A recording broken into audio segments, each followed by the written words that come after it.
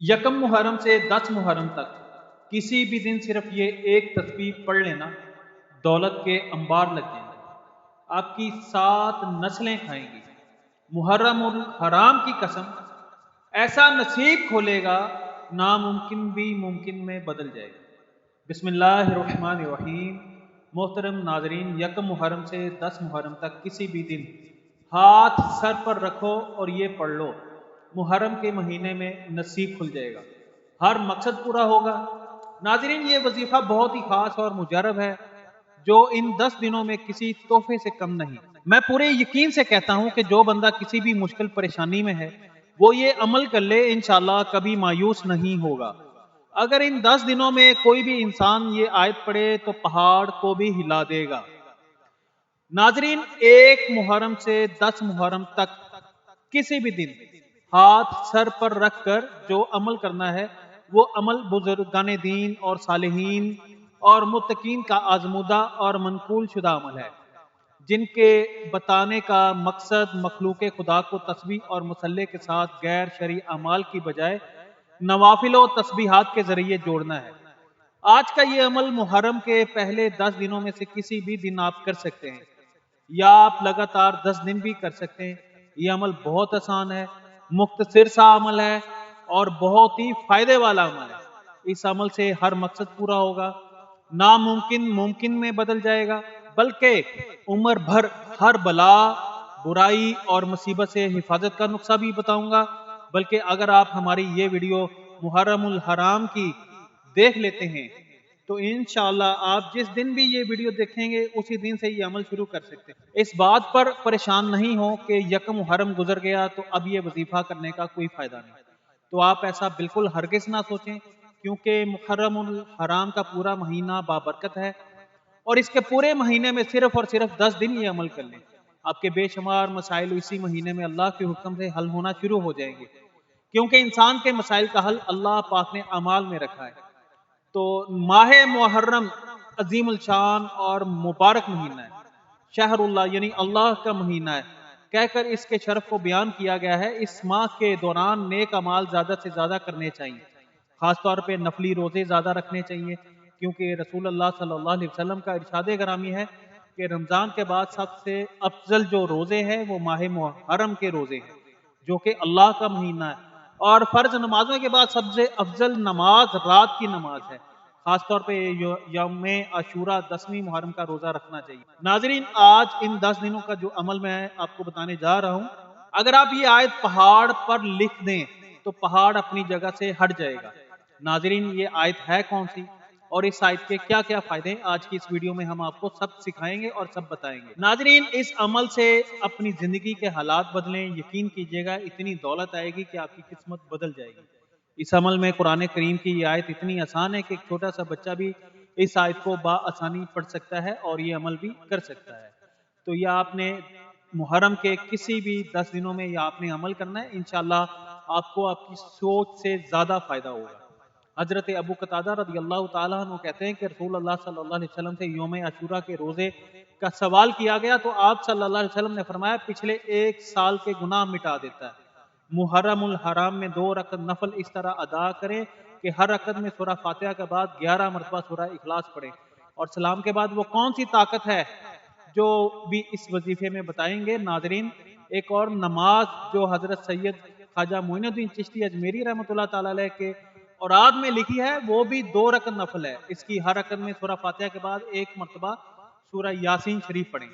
इस नमाज पढ़ने वाले को अल्लाह करीम बेहशत में 2000 महल अता फरमाएगा और हर महल में 1000 रोज दरवाजे याकूत के होंगे। इस तख्त पर एक हूर बैठी होगी और इसके अलावा 6000 बलाएं इस नमाजी से दूर की जाती हैं और 6000 नेकियां इसके नामा अमाल में लिखी जाती हैं।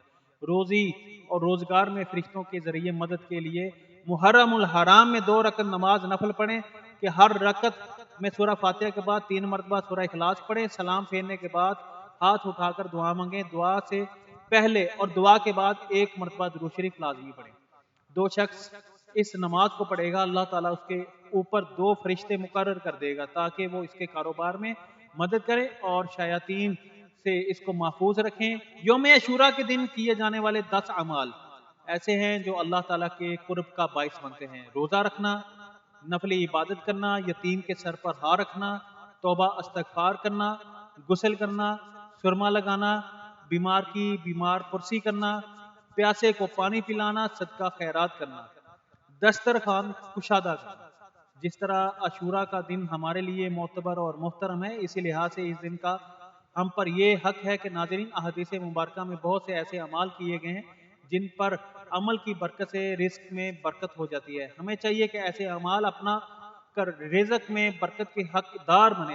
رسول اللہ صلی اللہ علیہ وسلم نے فرمایا، جس نے عاشورہ کے دن اپنے گھر میں رزق کی فراخی کی، اللہ تعالیٰ اس پر پورا سال رزق کی فراخی فرمائے گا۔ حکیم الامت مفتی احمد یار خان رحمۃ اللہ تعالیٰ علیہ فرماتے ہیں، بال بچوں کے لیے 10ویں محرم کو خوب اچھے اچھے کھانے پکائیں تو انشاءاللہ عزوجل سال بھر تک گھر میں برکت رہے گی۔ اسی تاریخ کو غسل کریں تو تمام سال انشاءاللہ بیماریوں سے امن میں رہیں گے، کیونکہ اس دن آب زمزم تمام پانیوں میں پہنچتا ہے۔ وقت کی نزاکت کو مد نظر رکھتے ہوئے وظیفہ کی طرف چلتے ہیں۔ 1 محرم سے 10 محرم تک آپ نے کسی بھی دن یا پورے 10 دن یہ آیت کو آپ نے پڑھنا ہے جو ہم آپ کو بتانے جا رہے ہیں۔ تو غور سے اس وظیفے کو سنیں، اور خاص ایام میں بھی آپ کر سکتے ہیں۔ بوڑھا بچہ مرد عورتیں سبھی یہ وظیفہ کر سکتے ہیں۔ باوضو حالت میں کسی بھی جگہ بیٹھ کے، پاک جگہ پر بیٹھ کے آپ نے ایک ہاتھ سر پر رکھنا ہے، اور سب سے پہلے آپ نے درود ابراہیم پڑھنا ہے۔